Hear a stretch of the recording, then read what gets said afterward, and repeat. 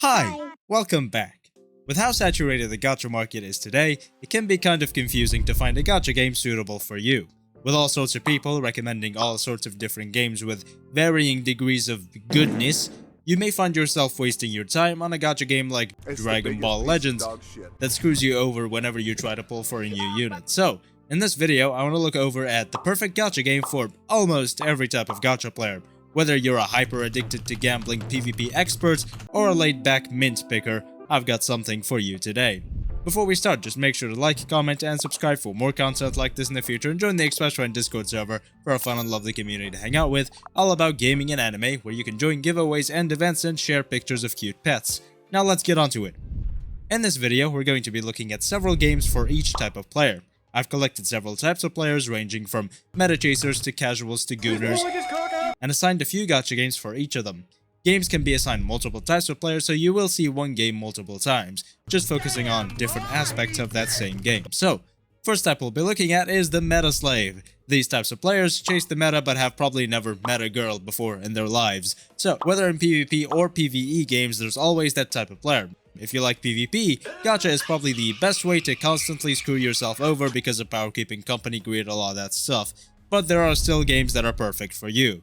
Dragon Ball Legends is the best example of a game that will always screw you over. It's a PvP gacha game that used to have tons and tons of power creep, and it will probably always have one of the worst gacha systems of all time because it has no pity and a very low chance for ultra units. The PvP scene is also filled with the whales and pay-to-win players, so the only guarantee is that you're gonna hate your life. If you don't like breaking your phone every time a maxed out whale player dog walks you, then Summoner's War is probably a better pick. Even though this game also doesn't have a pity system and does definitely have whales that will dog walk you, it doesn't have much power creep, if at all, and will be a much better time than Dragon Ball Legends. Other PvP games include Ethereal Restart, which definitely has questionable longevity, so play at your own risk, as well as Epic 7, which has been alive and well for a very long time.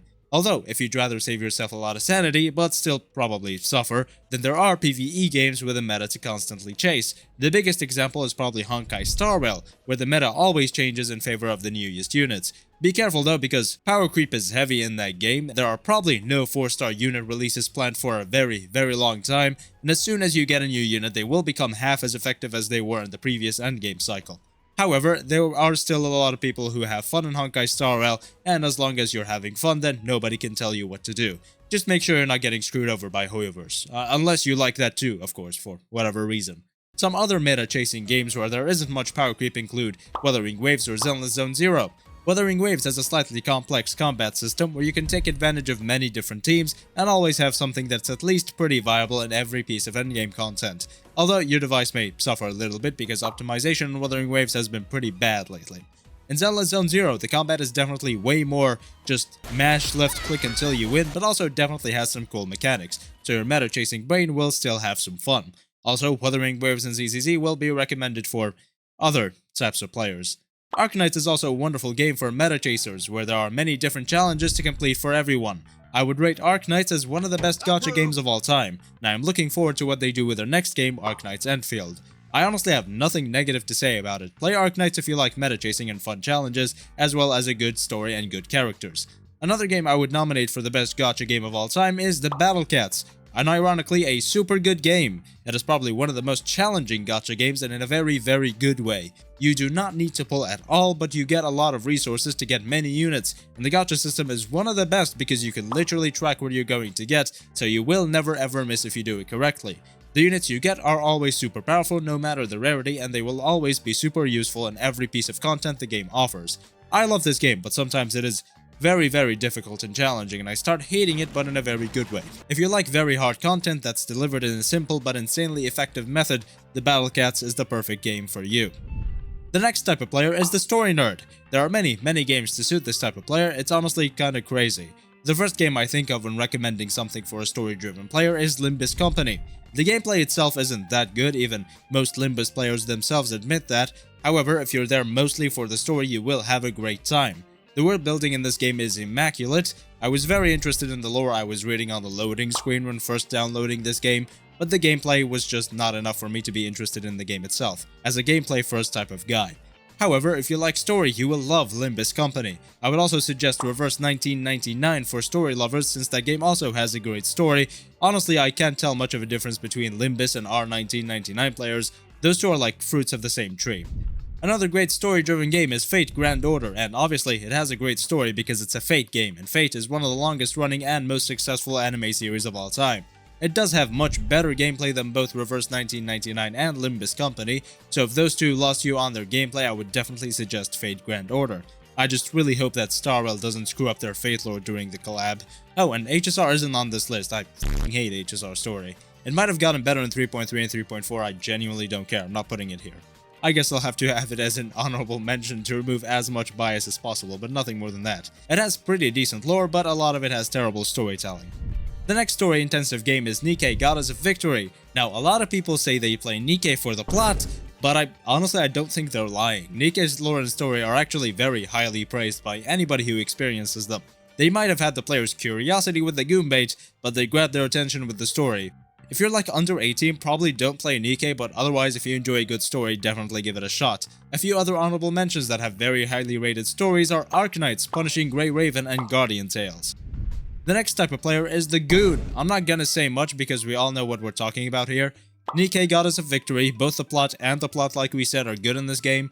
Snowbreak Containment Zone. You ain't containing the Gooners in no zone with this one. Azure Lane, also insane for Gooners.